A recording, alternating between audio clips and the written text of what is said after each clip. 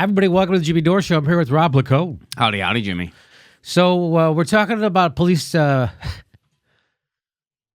corruption is what this is. So we've had Michael Wood on the show, a former Baltimore sergeant, and he really informed us a lot about policing. We hadn't thought about it. And like, for instance, that the police tell you how they're going to police your city instead of you telling the police how they should police your city. That makes more sense, right?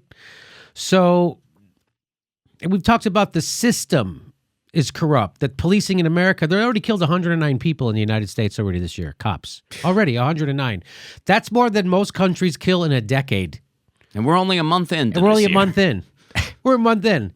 So we have a problem in the United States with our cops seem to be the guys with the itchiest trigger fingers in the world instead of being responsible. When you see a cop show up, I get more nervous, always, because they got guns and they're using them like crazy. And they're taught to fear for their life in every situation, apparently. Mm-hmm. So what? And hey, even the ones that aren't super trigger happy, they can manage to kill people with tasers. Yeah. Remember that phase? I remember that phase. Oh, yeah. Baltimore cops, this is from Vice. Baltimore cops carried toy guns to plan on people they shot.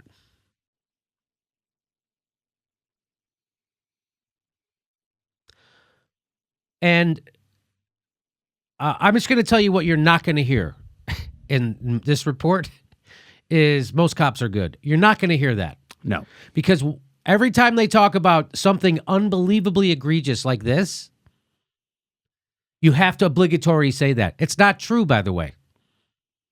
That's not true. Most cops are part of a corrupt system known as American policing.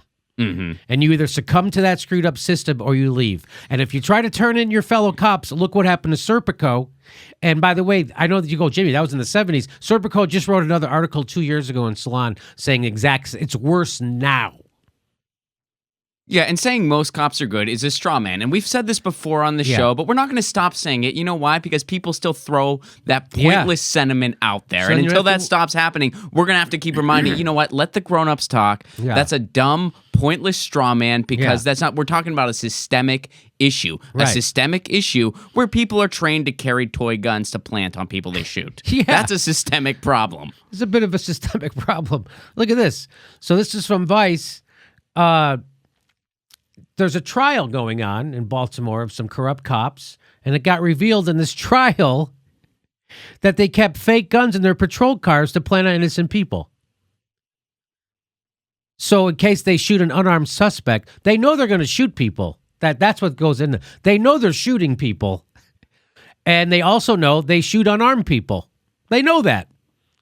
Aren't you supposed to wait till you see? Like when I grew up, Ron, I was always taught cops are only allowed to return fire, that you can't shoot first. Now they shoot first all the time, and now they shoot unarmed people. They shoot you if you have a pen. They shoot you if you have a screwdriver. Mm-hmm. They shoot you if you look menacing. They'll just shoot you because they fear for their life in every situation.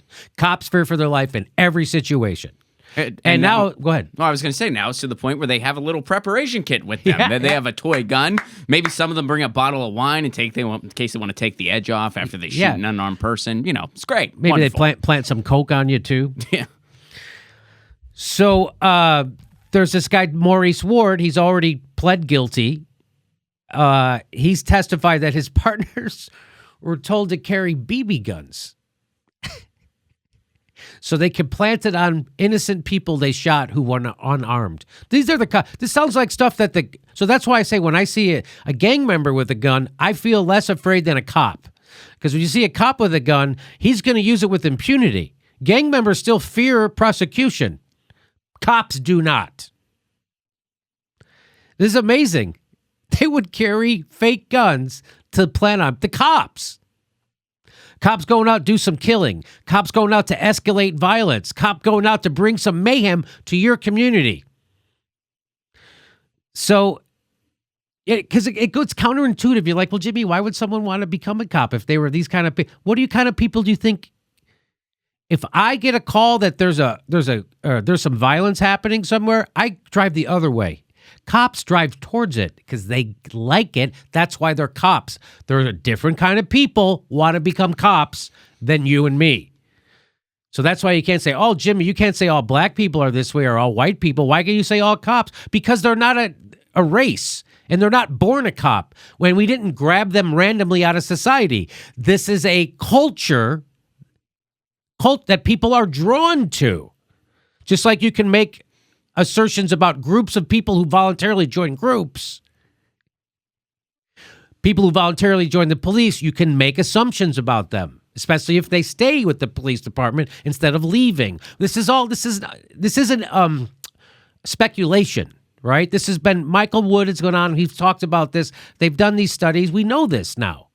Yeah, and that's an important thing to point out, though. It's like, well, do some people get involved for the right reasons? Yes. Yeah, probably. And then you know what usually happens? They get weeded out.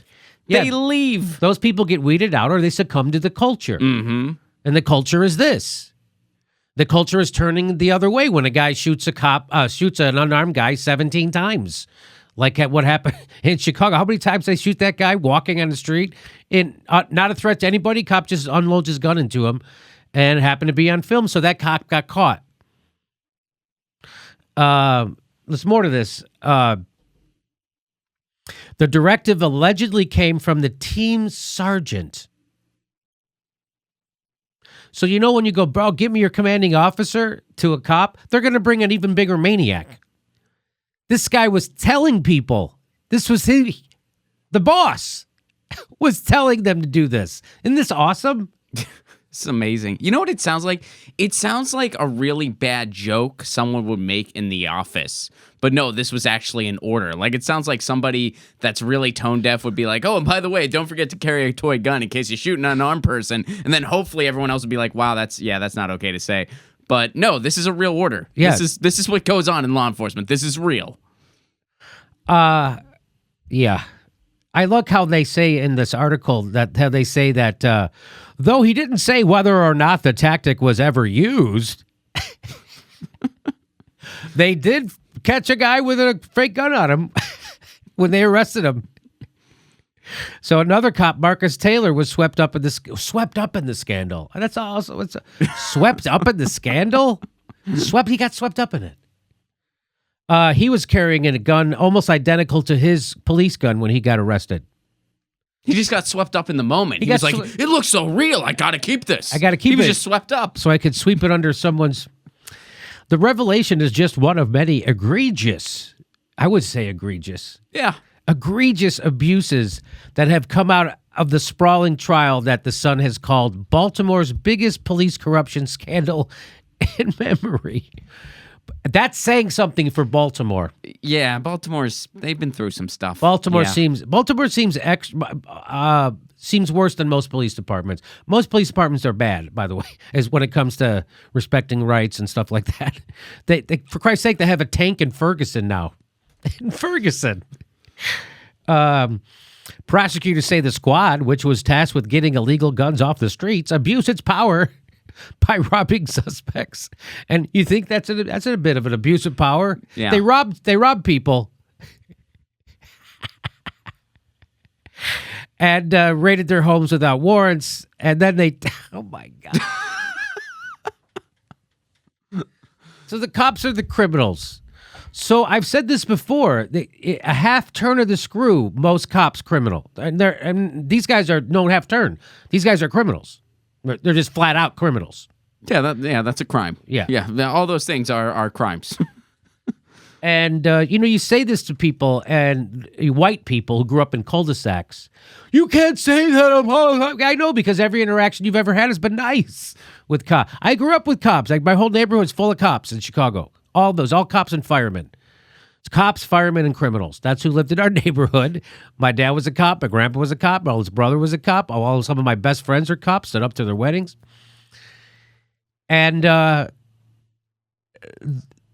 it's a culture, okay? And by the way, the people who become cops, the ones they're the last people you want to become cops. I'm just telling you. They're all nice to me. They know me. I wouldn't want to be pulled over by them. No way. I wouldn't want to be pulled over by them, especially if I didn't have my nice white skin on. I'm just telling. Come on. the smartest guy, the guy with the highest, they take the ACT test in the Midwest, not the SAT. He had the highest ACT test. He became a Chicago cop. Mm-hmm. Go to his Facebook page, nothing but racist stuff all over it. And he's a captain.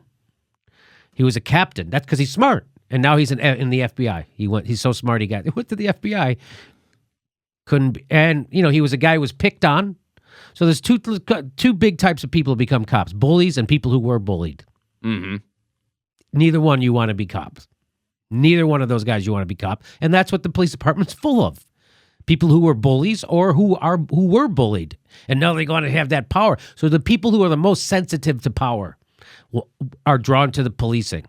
That's who's drawn to it, just so you know. And we should keep a really short leash on them, especially because we give them guns and they use them all the time. 109 people in the United States already killed this year. We're 1 month into the year. That's amazing. Okay, so we keep making this. You could do that. I could do one of these. I could do a story like this almost every day. Yeah, pretty much. Of corrupt police departments, police corrupt. No matter what it is, it happens in New York. They have the ticket fixing thing, and they're all, and it happened. Oh, turns out the whole precinct of cops were in on it. The whole thing. That's why I say half turn of the screw, and we need a revolution in policing in the United States. It ain't ever going to happen. It's never going to happen, but like Michael Wood said, yeah. The problem is the police dictate to the community how they're going to police you instead of the community sitting down, deciding how they want to be policed, and then telling the cops. Like, what do you mean by that, Jimmy? Like, well, what do you want cops to do with curfew violations? Do you want them to arrest your kids right away, just arrest them?